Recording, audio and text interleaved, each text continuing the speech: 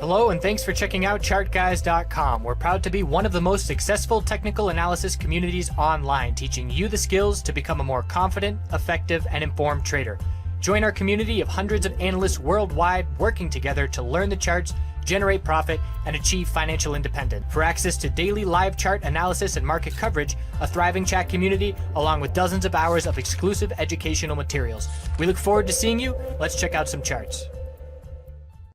Hello traders, checking out on the broader markets. One note before we get into it, we have chart gal Lori, who is going to start putting out futures videos on our YouTube channel. I personally do not trade futures because the last thing I need is a long hours trading market in addition to stocks and crypto, but she's actively trading. She is a former member from years ago and has certainly proven herself as a very skilled trader over the years. So if you are interested in futures trading, she will be putting out some videos, and we will eventually be adding futures data to our alert system, which right now is cryptocurrencies only, and that is going to be changing.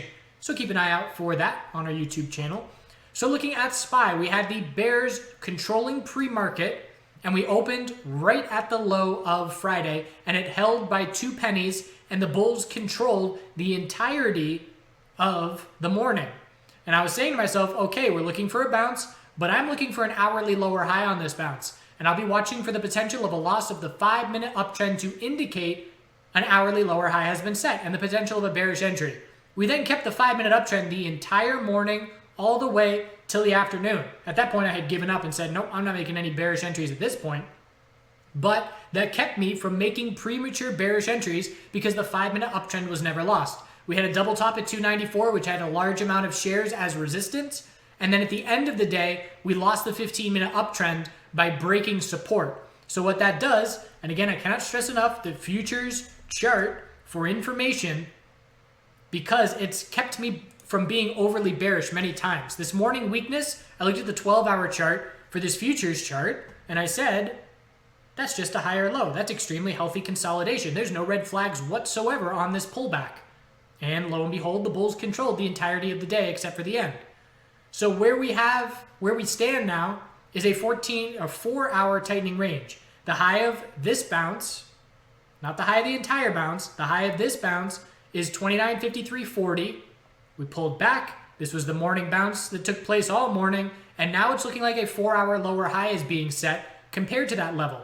Key support to 28.9660, and we're watching for the potential of a 4-hour tightening range overnight. If the bears are going to prove anything to us, it's going to have to be with a confirmed 4-hour downtrend and a break of that 28.9660 support. If that happens, we then zoom out to the daily, and that will be our daily lower high and a failure to break the high of the entire bounce by less than 1%, and then we'll watch to see can the bulls form a daily higher low in response to that rejection. If we do not break that 4-hour support overnight or tomorrow, bears prove nothing to us. IWM. Low of Friday, 129.19. We held that by 23 cents, 24 cents.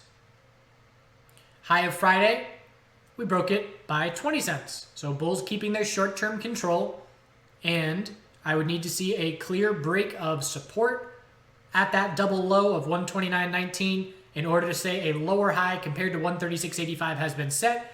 We're watching clear little daily higher lows, and if the daily higher lows do not break, the bulls stay in control. QQQ, shining star for the bulls, continues to keep it up. And there's a bunch of individual tech names doing the same thing. Higher low every day. Netflix, Apple, higher low every day. QQQ has a higher low 5 days in a row. We've seen the high of the entire bounce 4 days in a row. And again, let's just pull up these names. Apple, higher low on the daily time frame 6 days in a row. Netflix, higher low every day on the daily time frame 8 days in a row. Those are some key short-term patterns to be watching, and they're certainly keeping QQQ very strong overall. We're also at a point now that when we break that pattern and look for a daily pullback, QQQ can pull back 7% and still be in an uptrend. XLV. So XLV, daily higher low and higher high. A little bull break here, keeping the higher lows, negating the right shoulder of the head and shoulders pattern. And it's 102.26 is the only resistance, and a new base of support at 98.78. One more point I want to make on SPY is volume. volume is dropping off considerably. Look at this volume now, 6 days in a row. It's all the same, and it's all the lowest volume that we've seen on this entire dump and bounce. The days ranges are shrinking as well. The days ranges last week compared to a few weeks ago, much tighter. That's a number of things to tell me. Number one, day trading opportunity in the leveraged ETFs, SPXS and SPXL, are much more limited the last 2 weeks than they were 4 weeks ago, which tells me I should not be trading those names as aggressively as I was back then, which I haven't been. I've been trading individual names like CCL and Tesla, which have been more volatile. Number two, I would not be surprised to see a news release, and again, this is just a complete gut feeling and something I'm going to base no money on, but I would not be surprised for a news release to impact the entire market in the short term to happen to coincide with this declining volume pattern breaking and for ranges to open up again. As things get tighter and tighter and smaller, watch for the spike.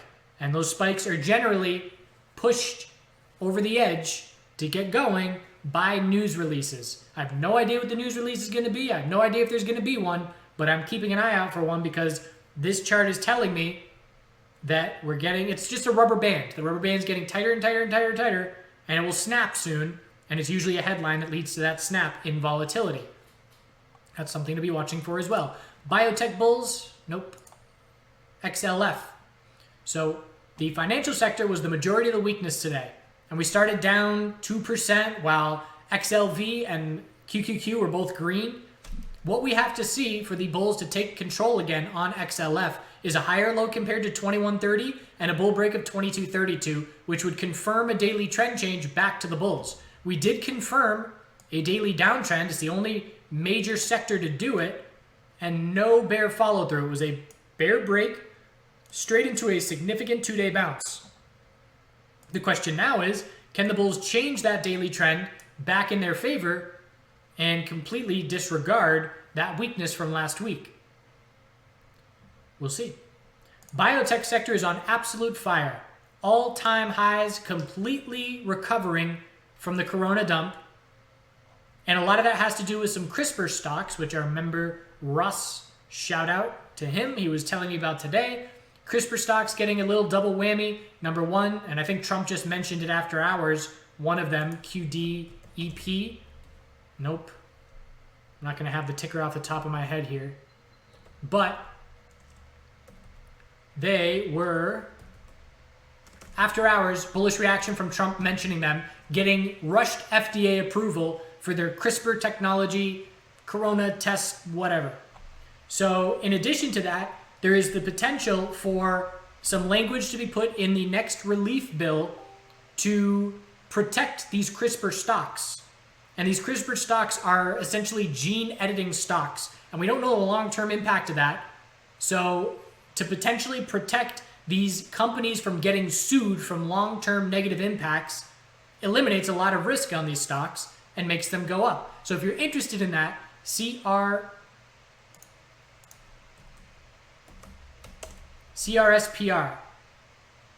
Do some research.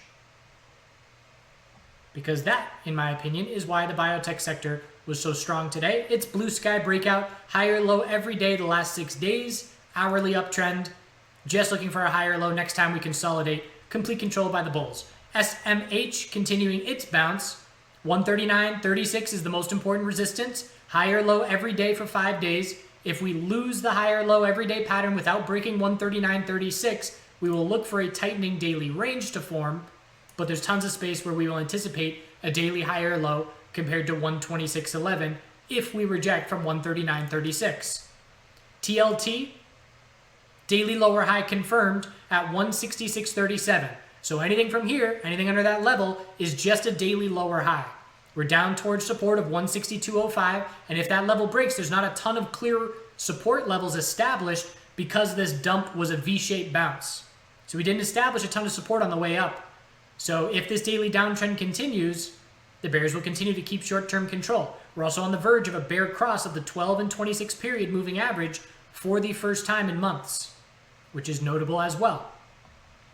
The dollar is continuing to remain very tight on its daily equilibrium, and we are testing resistance.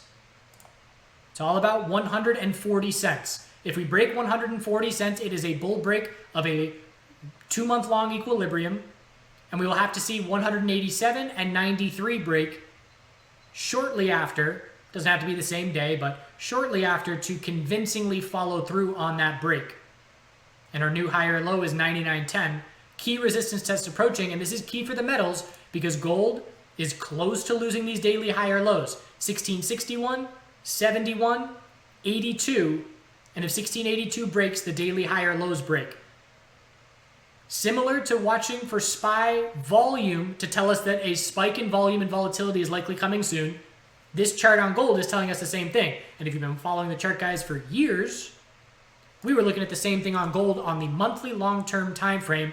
Made a video intro to gold and miners back here in 2017, anticipating the multiple year-long monthly tightening range was going to break and give us volatility. I wasn't predicting the direction of the break, but I was predicting a break and a volatility spike, and time to learn about the miners then, because the break is coming. So this is the same thing on a smaller time frame. The daily chart is getting tight enough to the point that we know that a volume and volatility spike is likely, if not this week, then I would say certainly next week.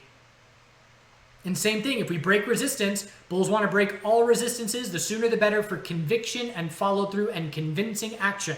Same thing with bears. If we break 1682, bears want high bear volume and follow through, breaking all of these little higher lows in the matter of a couple days.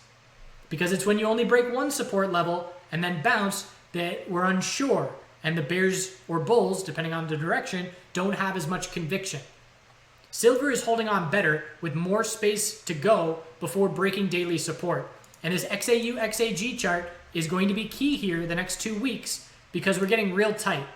Breakout showing us gold is way stronger than silver. Silver recovers a bit. Lower high, and if we bear break 107.90, we will be in a weekly downtrend for the first time in a while, which will tell us silver is starting to regain significant ground against gold.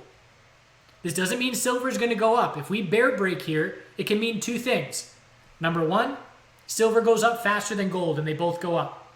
Number two, silver drops slower than gold and they both drop. So don't get confused that this bear break would mean that silver is going to go up. It just means that it's going to hold relatively stronger compared to gold. So key tightening ranges on the dollar and the metals coming to a head here. Miners pulling back today. They got a bit ahead of themselves with a bull break without gold following. And gold, the company, GOLD, the ticker, has already confirmed a daily downtrend. And it's the largest holding in GDX, and it's potentially giving us a little early signal. So it's already in a downtrend while we are still just looking for a higher low on GDX. Short-term support is 33.37, and then 31.31 is a very key support that we bounced off of 2 weeks ago. Oil, still a possible daily bull flag. If-then scenario. If 24.40 support is holding, then bulls have complete control on this daily time frame. And we need to see these bulls break 26.70 to try and continue making their way to the high of the entire bounce to try and confirm this daily bull flag. Let's see if the 12 hour is giving us any more clarity. Just sideways. 6 hour. Just sideways. So patiently waiting for a break on oil as well. Maybe oil's waiting for a dollar break. Certainly has not had much correlation to the dollar, much inverse correlation to the dollar recently, but everything's getting tight. And oil is as well. Might have to wait until the inventory report on Wednesday for a clear break of this sideways range the last couple days. Natural gas, looking for a daily higher low compared to 171. Daily inside bar today, it's going to have to break bullish tomorrow for our new daily higher low to be set. And if it doesn't break bullish, then we're not confident a new daily higher low has been set. Next time we bounce, we're going to look for a daily lower high compared to 205. So that's where we stand overall. I was doing some Tesla trading today. Did a trade review for Tesla last week, a video, and the exact same trade setup happened today. Looking for a 15-minute bounce, 2-minute trend change, Signals the 15-minute bounce is underway. 2-minute bounce, significant enough to be looking for a higher low. Very low risk entry. And then bull follow through on the 15-minute bounce once the trend change confirmed. Go back and watch that Tesla trade review video on our website. Nope, on our YouTube channel. And it's the same trade.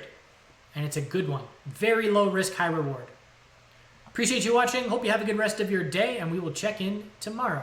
Keep an eye out for futures videos if you're interested.